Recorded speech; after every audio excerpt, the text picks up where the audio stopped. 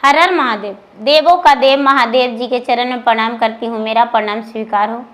मैया गौरा पार्वती के चरण में प्रणाम करती हूँ, मेरा प्रणाम स्वीकार हो। गणपति ललनमा के चरण में प्रणाम करती हूँ, मेरा प्रणाम स्वीकार हो। सब गुरु भाई बहना के चरण में प्रणाम करती हूँ, मेरा प्रणाम स्वीकार हो। गुरु भाई बहना, मैं एक कथा सुनाने जा रही हूँ। इस कथा को पूरा सुनिए और रहस्य जानिए।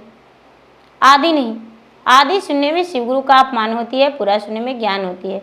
इसलिए कथा को पूरा सुनिए और रहस्य जानिए। हर हर महादेव, घर घर महादेव। गुरु भाई बहना, एक राजा थे, उनका 4 संतान था, 2 बेटा 2 बेटी। तो गुरु भाई बहना, बेटी का नाम, एक का नाम था, बड़ी का नाम सप्ती और छोटकी के नाम था विप्ति। तो सप्ती जो थी वो बड़ी बड़े घराना में उसका राजा साहब ब्याह किए थे, और विप्ति जो थी गुरु भाई बहना, उसका ब्याह राजा साहब बड़े गरीब घराना में किए थे। अब कहिए कि गरीब घराना में क्यों किए थे गुरु भाई बहना?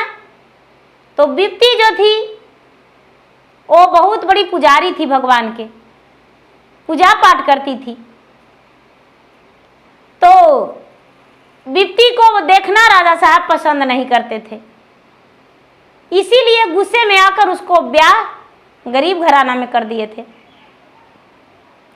राजा साहब का दोनों बेटा राजमहल में और दोनों बेटी ससुराल में।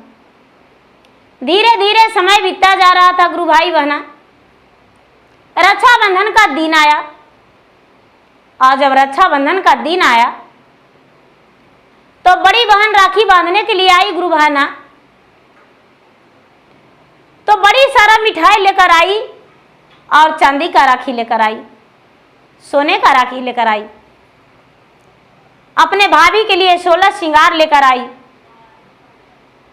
भाभी बड़ी खुश हो गई और भाई का कलाई में हाथ में राखी बांधी।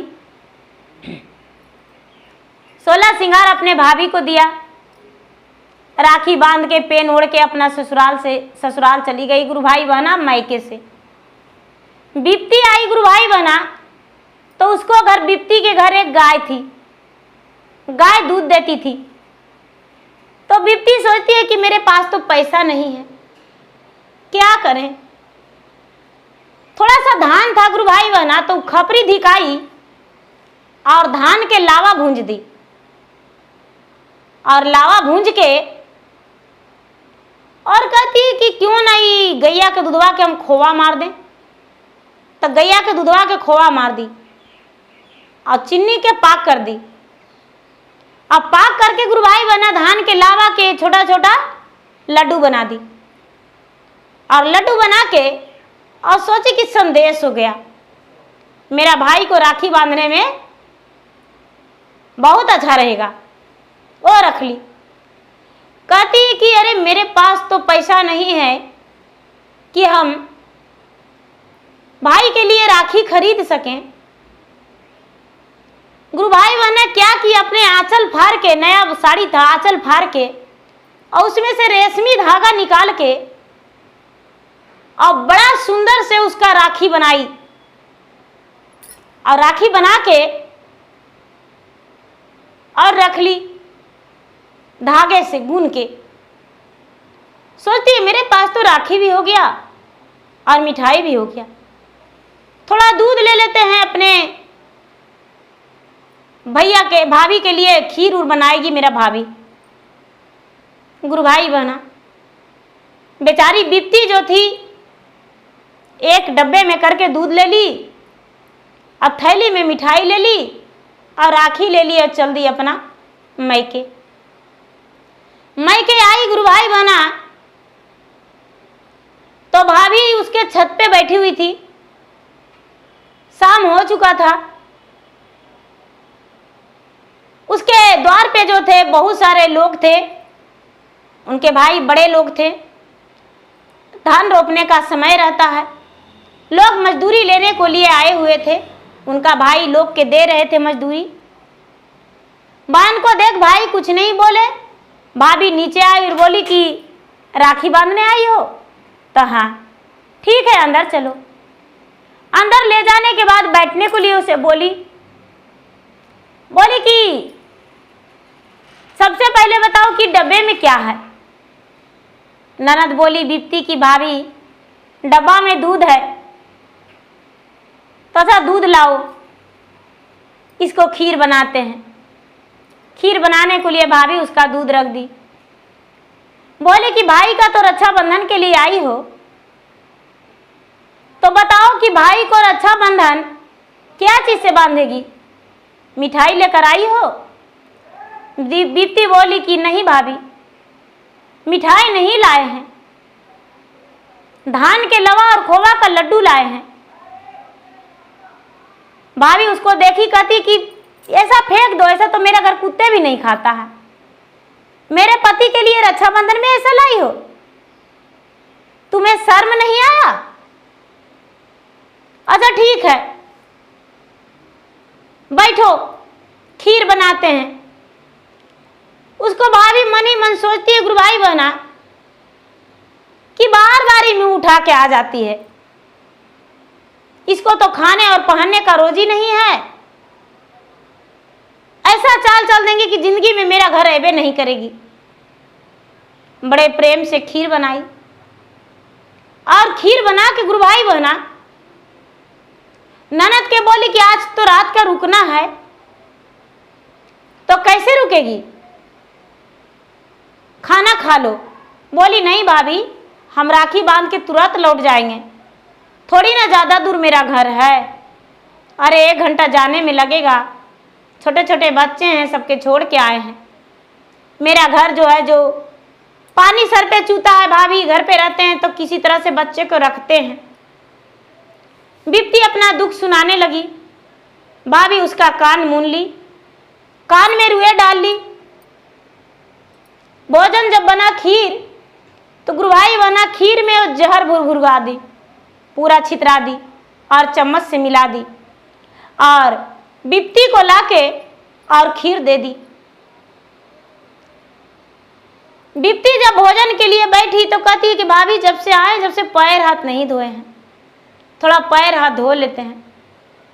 बाथरूम में जाके बिप्ती पैर हाथ धोने लगी और पैर हाथ धो के फ्रेश हुई और आई है खीर खाने को लिए। तब तक बिप्ती क्या देख रही कि थाल के चौबगल नाग इसका खीर के लब लब खा रहा है, अपने मुंह से खींच रहा है और उसका मुंह में जा रहा है खीर। कहती अरे मेरा खीरिया तो नाग खा रहा है। कौने दिन के हलिया शिवग्र तोहर दूसा मानामा से भूखा ले नए हर से कैसे जय भय हो लाला से भूखा ले नए हर से कैसे जय भय हो लाला से मोरो खिरिया ना गावाजू ठैलक हो लाला से मोरो खिरिया ना गावाजू ठैलक हो लाला से। गुरु भाई बहना सब खीर नाक खा गया। बेचारी रोने लगी कि भूखे प्यासे जाएंगे मैका से, भाभी दूसरा थाल में तो देगी नहीं। अब उधर से भाभी आई तो बोली खीर खा ली, तो हाँ खीर खा लिए।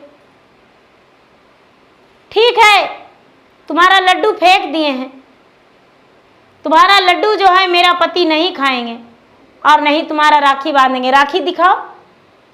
राखी दिखाई तो कहती यही कच्चे धागे का राखी है, यही राखी मेरा पति बांधेंगे, ये तो तेरा साड़ी का फटना है लगता है, जाओ अपना राखी लेकर चले जाओ। बेचारी बिप्ती जो थी गुरु भाई बहना अपना राखी उठाई और लड्डू चुन ली और आगे चलने लगी। तो गुरु भाई बहना चलते चलते चलते चलते चलते चलते एक वृक्ष था, बेल का वृक्ष। बेल का वृक्ष के पास एक सुंदर राजकुमार बैठे हुए थे और उनका कलाई खाली था। वो कह रहे थे कि भी हो गया, लेकिन आज मुझे कोई नहीं राखी बांधा। मेरा बहन रहती तो मुझे राखी बांधती, लीलार में टीका लगाती, मुझे खिलाती मिठाई, कितना अच्छा लगता। सबका बहन है, सबका राखी बंधा रहा है, मेरा बहन है ही नहीं तो कौन मुझे राखी बांधेगा। रात्रि का समय था गुरु भाई बहना, चांदनी रात था। ये बेचारी देखी तो कहती है कि भैया आप कौन हैं? तो अरे मेरा दूर घर पड़ता है, राह के राहगीर हैं, मेरा कोई बहन नहीं, अकेला भाई है। राखी बंधवाने के लिए सोच रहे थे कि कोई मुझे बांध देगा तो अच्छा है। ये बोली भैया मेरे पास राखी है लेकिन महंगा नहीं है, धागे का राखी है। मेरे पास मिठाई है लेकिन हलवाई घर के नहीं है भैया, धान के लवा के और खोवा के मिठाई बनाया हूँ। क्या आप मेरा लड्डू खाएंगे और आप राखी बंधाएंगे? वो तो गणपति थे, कहते हैं बहन मेरा हाथ में राखी तो बांध के देखो।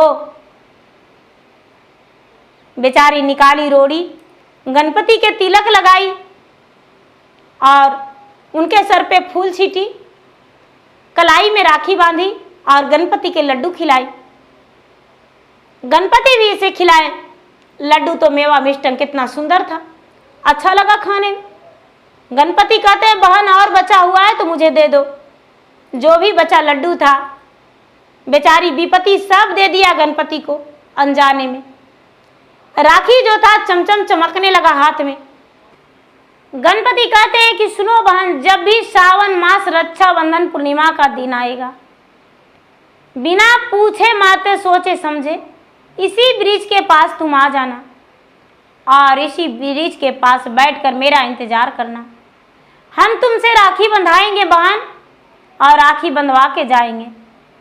बोले ठीक है भैया। गणपति ने मनुष्य का रूप में एक राजकुमार बन के राखी बंधवाए और राखी बंधवा के और उसे दान दिए। अचरा फैला करे दान दी, हीरे मोती सोने चांदी दान दिए।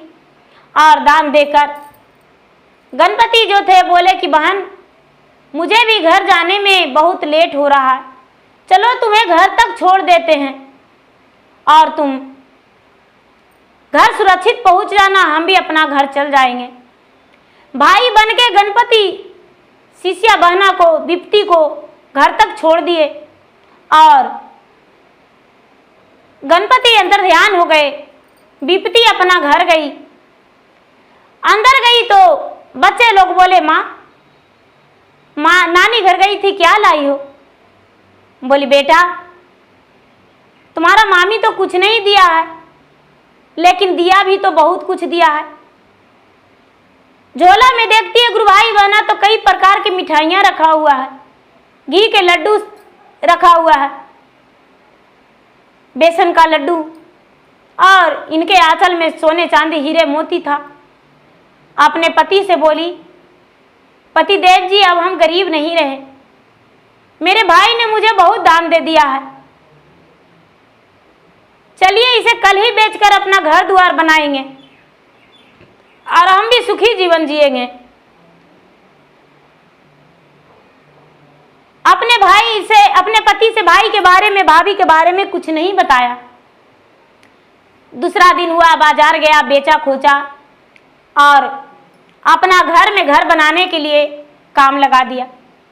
धीरे धीरे समय बीतता जा रहा था। इसके पास अधिक धन हो गया, बहुत धन हो गया गुरु भाई बना।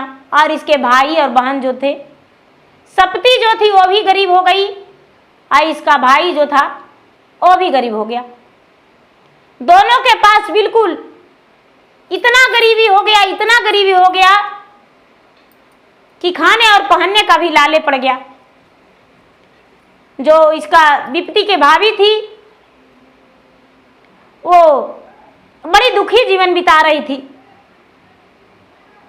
धीरे धीरे समय बीता गुरु भाई बहना और फिर से पूर्णिमा का दिन आया।